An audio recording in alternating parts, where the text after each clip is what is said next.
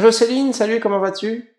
Quoi de neuf à Montpellier? Comment va une excellente association Vélocité Grand Montpellier dans laquelle tu es administratrice? Quoi de neuf au collectif Vélo Occitanie auquel tu nous représentes? Bonjour Olivier. Aujourd'hui, je t'appelle parce que je suis aussi membre de la coalition La Déroute des routes. Quoi? C'est quoi la coalition La Déroute des routes? Dis-moi en plus. La coalition La Déroute des routes rassemble plus de 50 collectifs et associations. Elle questionne l'utilité publique des nouveaux projets routiers. Donc nous avons compté à peu près 70 nouveaux projets routiers qui sont en gestation en ce moment en France. Et donc ces projets ont été pensés il y a longtemps, souvent il y a plusieurs décennies. Donc la déroute des routes demande qu'ils soient mis en pause et que leur intérêt soit réinterrogé au regard des enjeux actuels. C'est super intéressant, mais qu'est-ce que tu souhaites qu'on fasse avec la FUL du coup? Et si ça vous parle, rejoignez la campagne de mobilisation qui est prévue par la déroute des routes à partir de ce week-end, mais que ça va continuer pour quelques mois. Et c'est une séquence très importante parce qu'en ce moment, on a vraiment besoin de faire un virage à 180 degrés car nous faisons face à une véritable déroute des politiques de mobilité. D'accord, mais pourquoi est-ce qu'on parle de déroute? Est-ce qu'on peut vraiment qualifier la situation de la France en ce qui concerne sa politique d'infrastructure de déroute? On est en déroute parce qu'on continue à créer des projets inutiles. C'est-à-dire, on est vraiment dans une ornière, dans un cercle vicieux. On a rendu la voiture tellement incontournable que dès qu'il y a un problème, on est tenté de mettre à nouveau de l'argent dans le routier, dans le tout-voiture. Et donc, ça rend la voiture encore plus incontournable et concurrentielle vis-à-vis des alternatives. Donc, il faut vraiment sortir de cette ornière. Ouais, c'est vrai que c'est vraiment un cercle vicieux. En plus, ça ne marche pas, ça ne fonctionne pas. On peut d'un certain point dire que toute production de routes supplémentaires est totalement contre-productive, en effet.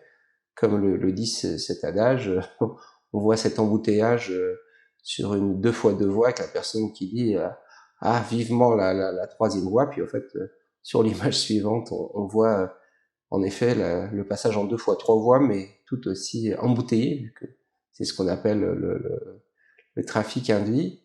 Et c'est vrai qu'on est plus plus on améliore la situation de la voiture, plus ça entraîne une augmentation de l'utilisation de la voiture. Plutôt que d'améliorer les conditions de circulation de celles et ceux qui font déjà de la voiture, ça attire de nouveaux usagers, ça fait des kilomètres supplémentaires qui génèrent plus d'émissions de gaz à effet de serre, de pollution de l'air, de bruit, et ainsi de suite.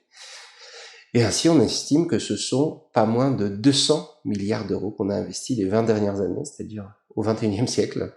Donc ça fait en moyenne 10 milliards d'euros par an, et c'est facile à retenir en termes de chiffres.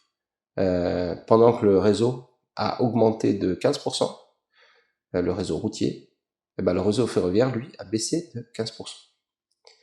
Et du coup, il est temps d'arrêter. D'ailleurs, la bonne nouvelle, c'est que l'abandon des nouveaux projets routiers permettrait d'économiser pas moins de 12 milliards d'euros. Pour moi, c'est vraiment une question de priorité.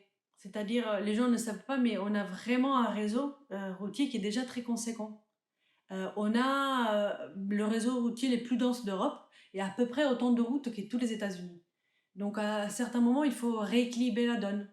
On a d'un côté 50 000 kilomètres de pistes cyclables, mais de l'autre côté, 1 100 000 kilomètres de routes.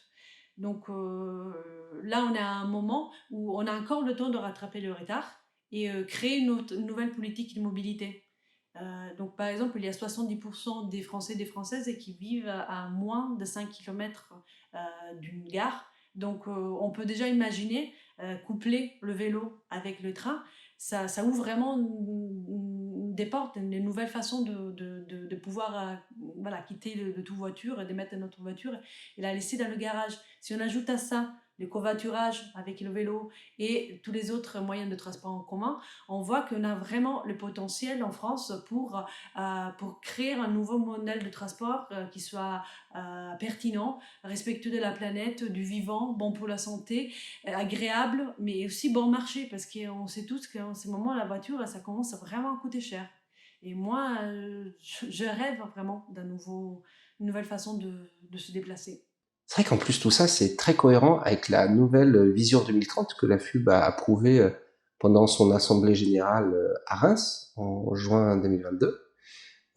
En effet, on a cette convergence entre nos revendications historiques de construire le système vélo qui permette à chacune et chacun de se déplacer facilement à vélo partout en France, mais aussi le fait de briser le cercle vicieux du tout automobile.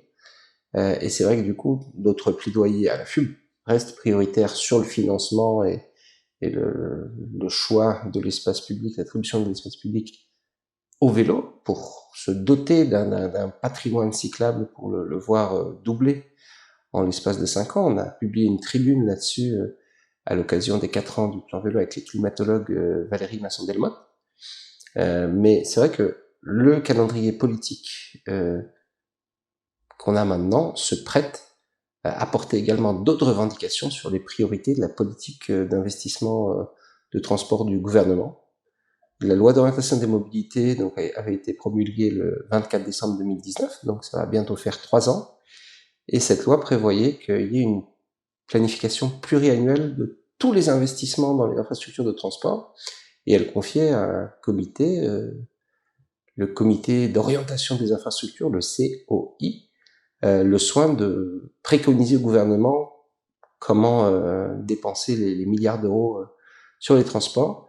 Et ce rapport va être bientôt rendu au gouvernement et après discussion, en janvier, ce rapport devra être publié. Et donc c'est le moment de discuter, enfin de faire gentiment pression sur les membres du COI, sur le gouvernement, pour leur expliquer qu'il faut cesser tout investissement routier et tout mettre dans le vélo, mais évidemment dans les transports en commun, que ce soit sur le rail pour aller plus loin ou sur les transports en commun urbains.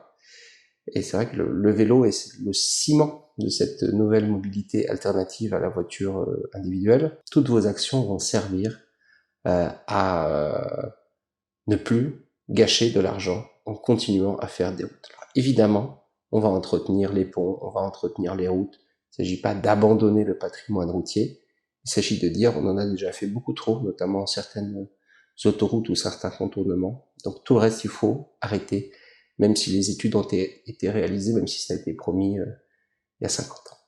Et donc, si cela vous indigne, ben, vous pouvez nourrir votre engagement pour le vélo d'une autre mobilisation, un peu plus systémique. Et c'est parce que si ces projets sont financés, vraiment, on va vers on continue, c'est pas qu'on va, on continue à rester dans un système qui ne va pas bien, où le vélo ne peut pas être un vrai moyen de transport. Il y a pas suffisamment de pistes cyclables, il n'y a pas suffisamment de place pour le vélo.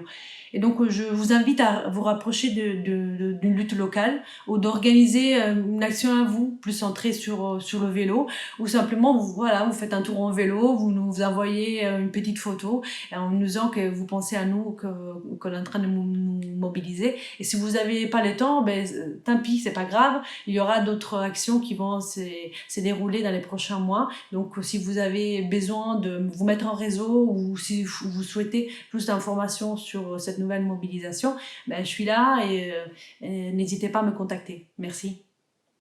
Alors tout à fait, et comme le dit Céline, on a besoin de vous. Je compte sur chacune et chacun d'entre vous. Merci pour tout ce que vous faites en militant pour le vélo, mais n'hésitez pas, soit à remonter des projets routiers inutiles autour de chez vous, dont la coalition La Déroute des routes n'a pas encore connaissance, soit contacter Céline pour rejoindre la coalition pour des luttes qui existent déjà, soit juste suivre les actualités, relayer votre avis sur les réseaux sociaux. Chaque geste compte et on a besoin des énergies de chacune et chacun pour éviter la déroute de la politique et des mobilités qui est de sans cesse rajouter et rajouter de l'argent dans les routes.